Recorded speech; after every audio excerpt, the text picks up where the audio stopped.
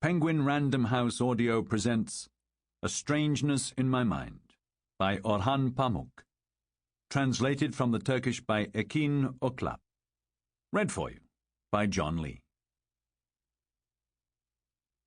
Being the adventures and dreams of Mevlut Karataş, a seller of boza, and of his friends, and also a portrait of life in Istanbul between 1969 and 2012, from many different points of view. I had melancholy thoughts, a strangeness in my mind, a feeling that I was not for that hour, nor for that place. William Wordsworth, The Prelude. The first man who, having fenced off a plot of land, thought of saying, "This is mine," and found people simple enough to believe him, was the real founder of civil society. Jean-Jacques Rousseau, Discourse on the Origin and Foundations of Inequality Among Men. The gulf between the private and public views of our countrymen is evidence of the power of the state. Celal Salik, Milliyet. Part 1. Thursday, 17th of June, 1982. It is not customary for a younger daughter to be given away while her older sister remains unmarried. Ibrahim Shinasi, The Wedding of a Poet. If there is a lie to be uttered, it will not remain unsaid. If there is blood to be spilled, it will not remain unshed. If you keep your daughter close, she will run away instead. Beyşehir Proverb, from the precinct of İmrenler.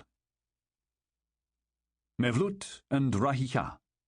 Elopement is a tricky business. This is the story of the life and daydreams of Mevlut Karataş, a seller of boza and yogurt. Born in 1957 on the western edge of Asia, in a poor village overlooking a hazy lake in Central Anatolia, he came to Istanbul at the age of 12, living there, in the capital of the world, for the rest of his life. When he was 25, he returned to the province of his birth, where he eloped with a village girl, a rather strange affair that determined the rest of his days. Returning with her to Istanbul, he got married and had 2 daughters. He took a number of jobs without pause, selling his yogurt, ice cream and rice in the street, and waiting tables. But every evening, without fail, he would wander the streets of Istanbul, selling boza and dreaming strange dreams. Our hero Mevlut was tall, of strong yet delicate build, and good-looking.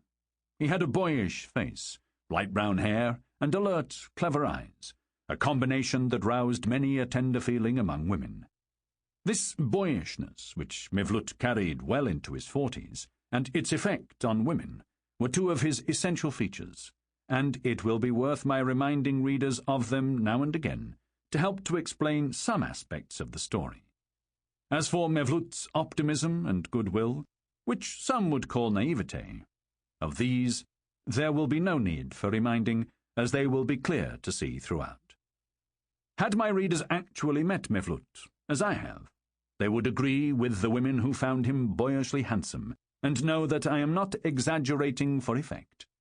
In fact, let me take this opportunity to point out that there are no exaggerations anywhere in this book, which is based entirely on a true story. I will narrate some strange events that have come and gone, and limit my part to ordering them in such a fashion as to allow my readers to follow and understand them more easily. So I will start in the middle, from the day in June 1982 when Mevlut eloped with a girl from the village of Gümüşdere, linked to the Beyşehir district of Konya and neighbouring his own village. It was at the wedding of his uncle's eldest son, Korkut, celebrated in Mecidiyeköy, Istanbul, in 1978, that Mevlut had first caught sight of the girl who would later agree to run away with him. He could scarcely believe that this girl, then only 13, a child still, could possibly reciprocate his feelings. She was the little sister of his cousin Korkut's wife, and she had never even seen Istanbul before that day. Afterward, Mevlut would write her love letters for 3 years. The girl never replied, but Korkut's younger brother, Suleiman, who delivered Mevlut's letters, gave Mevlut hope and encouraged him to persevere. Now, Suleiman was helping his cousin Mevlut again, this time to take the girl away. Driving his Ford van, Suleiman returned with Mevlut to the village of his childhood. The two cousins had hatched a plan to run away with the girl without being detected. According to the plan, Suleiman would wait in the van at a spot about an hour away from Gümüşdere. Everyone would assume the two lovebirds had gone off to Beşehir, but Suleiman would drive them north over the mountains and drop them off at the Akşehir train station. Mevlut had gone over the plan many times in his head, and twice made secret reconnaissance expeditions to crucial locations, like the cold fountain, the narrow creek, the wooded hill, and the back garden of the girl's home. Half an hour before the appointed time, he stopped off at the village cemetery, which was on the way. He turned toward the tombstones and prayed to God for everything to go smoothly. He was loath to admit it, but he didn't quite trust Suleiman. What if his cousin failed to bring the van to the appointed spot near the fountain? Mevlut tried not to think about it too much. No good could come of these fears now. He was wearing the dress trousers and blue shirt he'd bought from a shop in Beyoğlu when he was back in middle school and selling yogurt with his father. His shoes were from the state-owned Sümerbank factory. He'd bought them before doing his military service. At nightfall, Mevlut approached the crumbling wall around the white house of crooked-necked Abdurrahman, the girl's father. The window at the back was dark. Mevlut was 10 minutes early and anxious to get going. He thought of the old days when people trying to elope got entangled in blood feuds and wound up shot, or when, running away in the dead of night, they lost their way and ended up getting caught. He thought of how embarrassing it was for the boys when girls changed their minds and decided not to run away after all, and he stood up with some trepidation. He told himself that God would protect him. The dogs barked. The window lit up for a moment and then went dark again. Mevlut's heart began to race. He walked toward the house. He heard a rustling among the trees, and then the girl calling out to him in a whisper. Mevlut! It was a voice full of love, the voice of someone who had read the letters he'd sent during his military service, a trusting voice.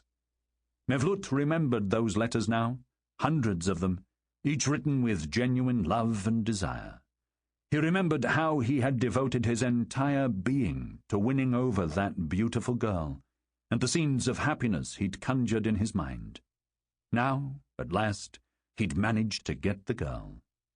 He couldn't see much, but in that magical night he drew like a sleepwalker toward the sound of her voice. They found each other in the darkness.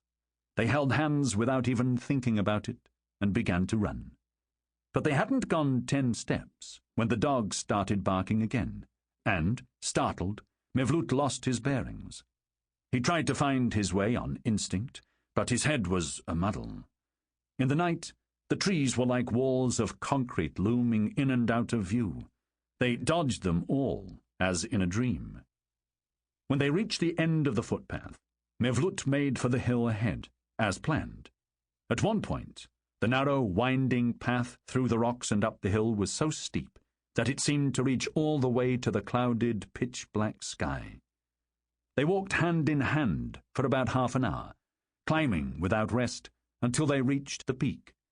There, they could see the lights of Gümüşdere and, farther back, the village of Cennetpınar, where Mevlut had been born and raised.